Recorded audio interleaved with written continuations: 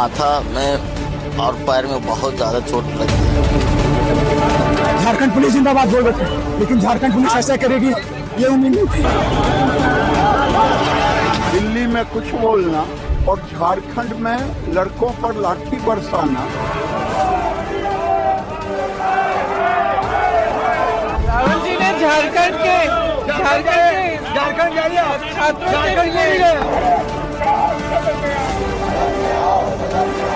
खामोश है झारखंड के लाठीचार्ज।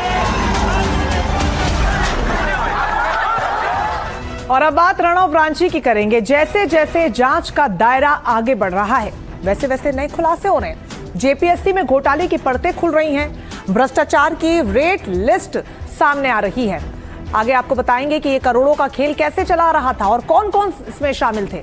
साथ ही बात सीएम सोरेन के उस ऐलान की भी होगी जिसमें उन्होंने परीक्षा रद्द करने की बात कही है, लेकिन उनके ऐलान का भी कोई असर नहीं हुआ है। छात्रों का प्रदर्शन जारी है, छात्र सीबीआई जांच की मांग पर अड़े हैं और इस बीच सियासत भी जारी है। विपक्ष के निशाने पर सोरेन सरकार है। खबर बताएंगे आपको, हर एक अपडेट आप तक पहुंचाएंगे, लेकिन सबसे बड़ा अपडेट जो इस खबर से जुड़ा हुआ है वो आपको बता दें कि छात्रों का आंदोलन अभी भी रांची में जारी है।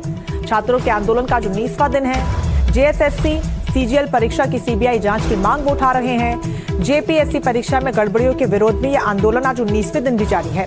सभी मांगे पूरी होने तक आंदोलन पर छात्र अड़े हुए हैं। हालांकि कई परीक्षाओं को रद्द करने का सीएम सोरेन ने ऐलान किया, लेकिन बावजूद इसके छात्रों ने अपना विरोध प्रदर्शन खत्म नहीं किया है। तस्वीरें आपको दिखा रहे हैं, 19वां दिन। इससे पहले विधानसभा कूच की जो तस्वीरें सामने आई, बड़ी तादाद में अलग अलग जिलों से झारखंड के छात्र वहां पर हिस्सा लेने के लिए पहुंचे। इस बीच पुलिस पर गंभीर आरोप लगे, वाटर कैनन का इस्तेमाल करने को, लाठी चार्ज का इस्तेमाल करने को लेकर गंभीर आरोप लगे और छात्रों का सीधे तौर पर कहना था कि आप कुछ भी कर लीजिए, ये प्रदर्शन यूं ही जारी रहेगा।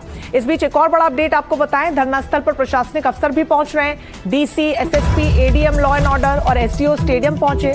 प्रशासन ने छात्रों से धरना खत्म कर स्टेडियम खाली करने को कहा है। तो वही प्रशासन का दावा है कि छात्रों की मांगों को मान लिया गया है।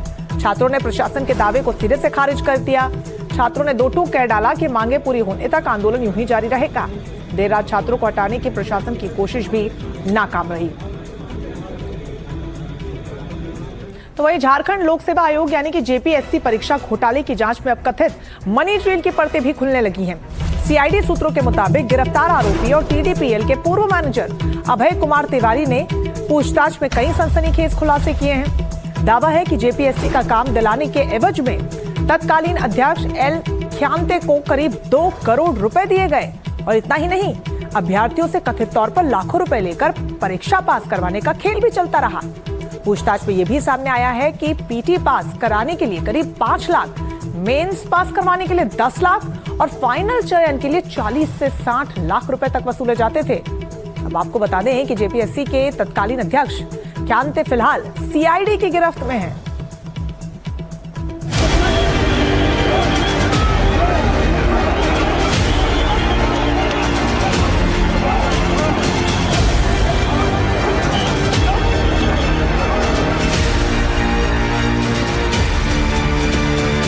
झारखंड में सरकारी नौकरी की परीक्षाओं को लेकर छात्रों का आंदोलन थम नहीं रहा है,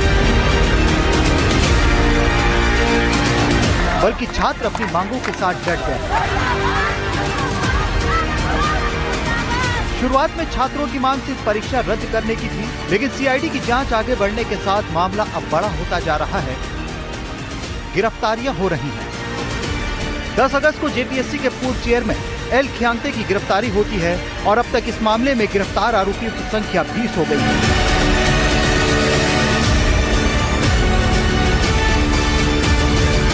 इस मामले में एक नाम लगातार सामने आया है, अभय कुमार तिवारी और मनोज कुमार तिवारी का।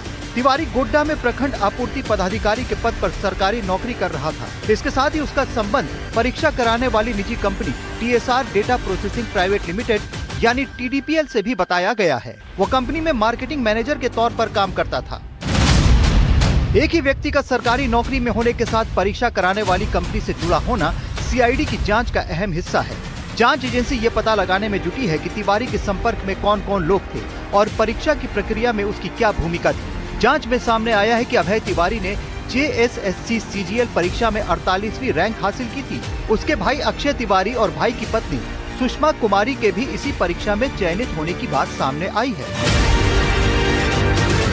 ये सवाल उठता है कि एक ही परिवार के इतने लोग कैसे परीक्षा पास कर रहे थे। इसके बाद छात्रों ने सीजीएल परीक्षा की पूरी प्रक्रिया पर सवाल उठाते हुए इसकी जांच की मांग की। छात्रों की ओर से झारखंड कर्मचारी चयन आयोग से शिकायत करने के बाद मामले की सीआईडी जांच के आदेश दिए गए थे। जिन 3 छात्रों ने रांची कोर्ट में याचिका दायर की थी, उनके नाम है जीत कुमार, ऋषु और निवास यादव। लेकिन जनवरी में एक इंसान होते हैं कर्नाटका से, एल ख्यांगते जेपीएससी के अध्यक्ष को एक लेटर लिखते हैं और उसमें ये मेंशन करते हैं कि टीडीपीएल कंपनी जेपीएससी 14 का एग्जाम ले रही है और टीडीपीएल का जो वर्किंग मैनेजर है वो अभय तिवारी है उर्फ मनोज तिवारी, जो कि जेएसएससी सीजीएल में सिलेक्टेड है बीएसओ के पोस्ट रैंक 2 में, वो रैंक 2 हासिल करता है। वो अन्य एग्जाम भी निकाला हुआ, उनकी पत्नी, ये पूरा साक्ष्य दिया था, उनकी पत्नी, उनका भाई, सब लोग सिलेक्टेड है। लेकिन एल ख्यांगते सर को इससे कोई फर्क नहीं पड़ता है। भी एग्जाम निकाला और बहुत देखिए दिलचस्प ये है कि उन्होंने खुद भी एग्जाम निकाला और उन्होंने झारखंड के 6 एग्जामिनेशन को निकाला, 6, और सब में टॉप किया उन्होंने। उसके बाद उनकी पत्नी भी सारे एग्जाम्स निकालती हैं, उसके बाद उनके 2 साले भी एग्जाम निकालते हैं, उनके परिवार के 2 साले। जी। सवाल और भी हैं, आरोप और भी हैं।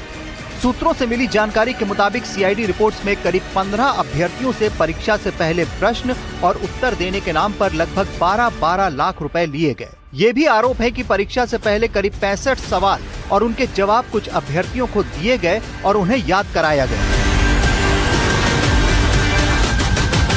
हालांकि इन आरोपों की अभी अदालत में पुष्टि नहीं हुई है। छात्रों ने ये भी आरोप लगाए हैं कि सीआईडी की पहली रिपोर्ट में 150 में से 120 सवाल लीक होने की बात थी, जिसके उन्होंने पेपर भी दिखाए थे। वहीं आरोपों के घेरे में परीक्षा कराने वाली कंपनी टीडीपीएल भी है।